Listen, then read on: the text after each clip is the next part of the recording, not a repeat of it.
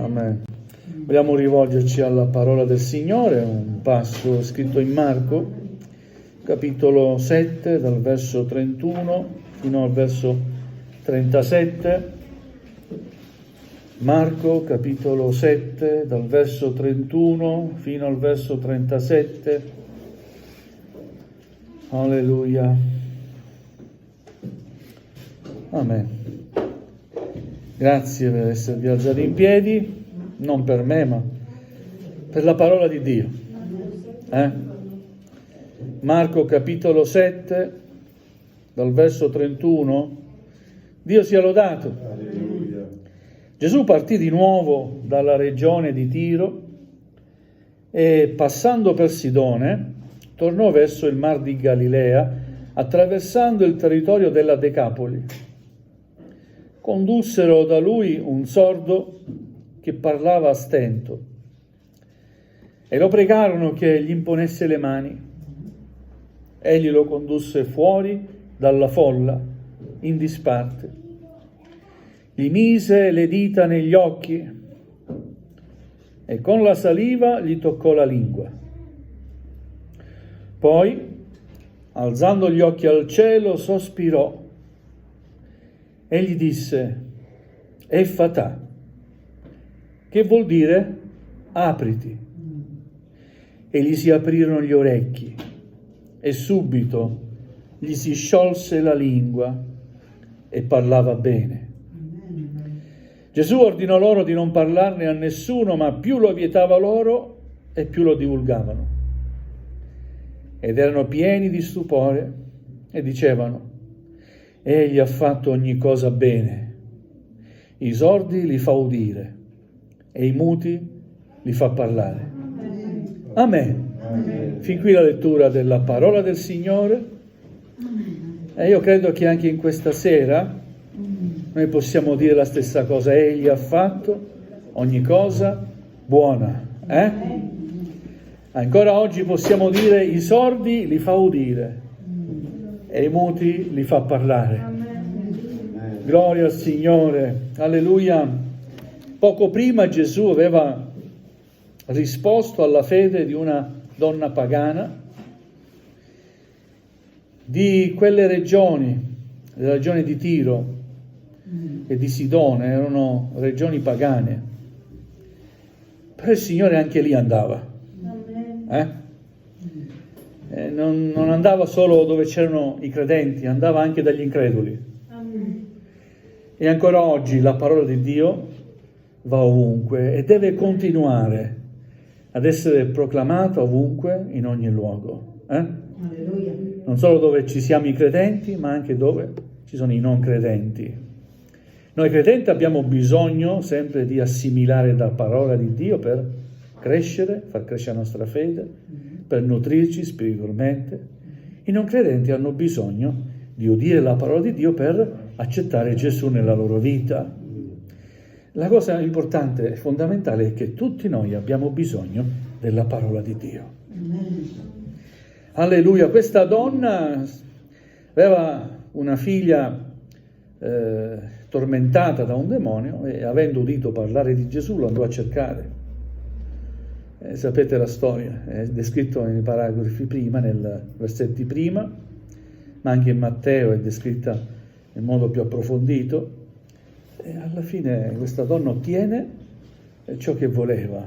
In Matteo è scritto che Gesù non le rispose nulla per 2 volte, stava sempre lì però perché aveva bisogno del Signore, del suo aiuto, finché poi il Signore gli risponde qualcosa di duro da accettare, però questa donna ancora una volta rimane lì, accetta quanto Gesù ha da dire e ottiene alla fine quello che cercava. Tanto che Gesù dice: per questa tua parola va, tua figlia è liberata. E quando tornò a casa questa donna trovò la figlia liberata. Perché? Perché era rimasta lì ad accettare il Signore, ad accettare la sua parola, era determinata. Amen. E anche quando sembrava che il Signore non voleva dare quello che lei desiderava, quella donna è rimasta lì ad insistere. Anche quando Gesù dice non è bene prendere il pane dei figli per gettarlo ai cagnolini, è una parola dura, vero? Significa, tu prima di te ci sono i miei figli, no? Gli ebrei, tra virgolette. In sostanza era questo che voleva dire, tu sei pagana, aspetta il tuo turno, prima di te ci sono gli altri, no? Eppure quella donna, siccome aveva bisogno, e gloria a Dio per il bisogno, ringraziamo il Signore quando siamo nel bisogno. Il bisogno ci porta più vicino al Signore. Alleluia, quella donna, sì, Signore, disse, io dico che anche i cagnolini hanno bisogno delle briciole che cadono dalla tavola dei loro padroni. Quindi, donna, per questa tua parola vai,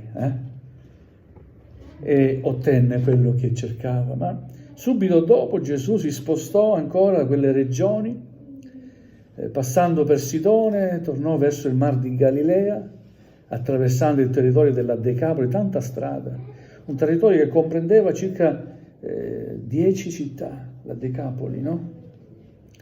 E gli condussero da lui un uomo che era sordo e muto. E lo pregarono che gli imponesse le mani per guarirlo. Gesù fa una cosa, lo conduce fuori dalla folla e lo mette in disparte. Se voi fate caso, è un po' il compito della Chiesa, no? Portare le anime a Cristo, no? E poi, dopo che si portano le anime a Cristo, ci deve essere un'esperienza tra i due, tra Cristo e la persona che noi portiamo ai piedi del Signore. Questo è il compito della Chiesa. È un compito insostituibile, è un compito che ancora deve essere fatto. Amen. Amen. Alleluia. Dio ci dia grazia di portare anime bisognose a Cristo. Amen. Nel mondo ci sono tanti sordi, tanti muti, tanti ciechi, tanti storpi, tanti paralitici. Ma non sto parlando di ammalati. Ci sono tanti ammalati fisicamente parlando, ma ci sono tante persone che spiritualmente parlando sono come paralizzate, non odono, pur ascoltando non odono, pur vedendo, avendo gli occhi per vedere, avendo una buona vista, non vedono. Sono persone che pur camminando bene non camminano bene. Amen. Amen. E Dio ci dia grazia di avere lo sguardo rivolto a queste persone. La nostra attenzione deve essere a queste persone. Dio ci dia grazia di portare a Cristo queste persone. Non dobbiamo andare in cerca dei sani. Dobbiamo andare in cerca di chi è nel bisogno, di chi è ammalato, di chi ha un deficit. C'è l'imbarazzo della scelta, vero? Alleluia. Condussero la folla, condusse da Gesù quest'uomo sordo e muto. E Gesù lo condusse fuori dalla folla. Ecco come inizia l'opera di Dio. Alleluia. La Chiesa evangelizza, parla di Cristo, le anime vengono in qualche modo toccate e dopodiché dobbiamo far fare tutto a Cristo. Sapete, è sbagliato tenere le anime con le cose belle che noi possiamo organizzare. La Chiesa non è un club di ritrovo. La Chiesa non è un luogo dove far passare del tempo alle persone. No, la Chiesa è un luogo di culto, la Chiesa l'edificio, ma la Chiesa siamo noi viventi. La Chiesa è fatta di anime che adorano Dio, che cercano il Signore. Noi non possiamo attrarre le anime avendo una buona musica, cantando bene, no. perché abbiamo una buona predica. No, noi portiamo le anime a Cristo. Cristo conquista i cuori. E quando Cristo conquista i cuori, regna nei cuori. E libera, e guarisce, e salva. Amen. Alleluia. Gesù condusse fuori dalla folla in disparte quest'uomo. E poi agisce in un modo strano. Lo pregarono che imponesse le mani su questa persona. E Gesù invece gli mise le dita nelle orecchie e con la saliva gli toccò la lingua, in modo strano. Dio forse ha tante volte modi strani di operare, per noi inconcepibili.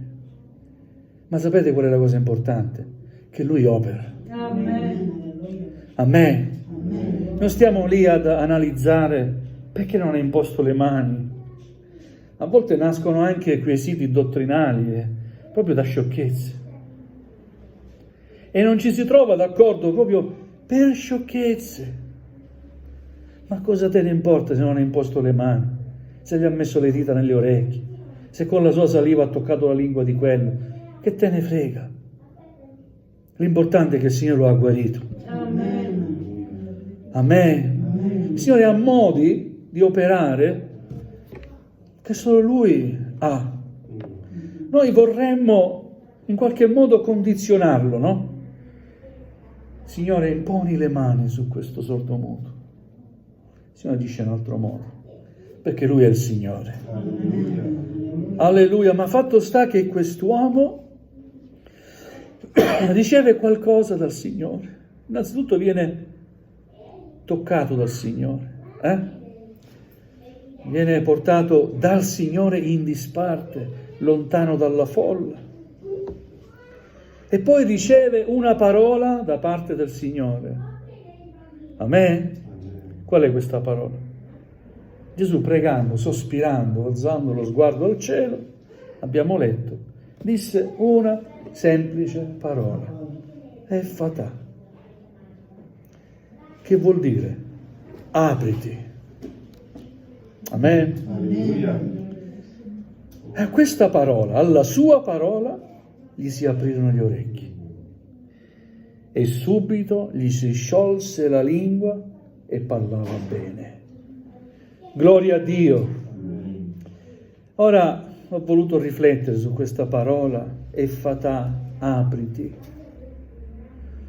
E credo che anche tra i credenti forse qualcuno ha bisogno di aprirsi. Amen. Ancora alla parola del Signore. Alleluia. Perché pur udendo la parola del Signore è come se non l'avessimo ancora ascoltato. Pure da anni che ascoltiamo la parola del Signore e rimaniamo sempre lì nello stesso punto iniziale, non abbiamo fatto un passo né in avanti né indietro, anzi è più probabile che facciamo passi indietro che in avanti. Dopo quella prima esperienza iniziale, tutto sembra a volte essere svanito. E quell'esperienza, quell'ardore rimane solo un ricordo. E più tempo passa, più il ricordo sbiadisce. Amen?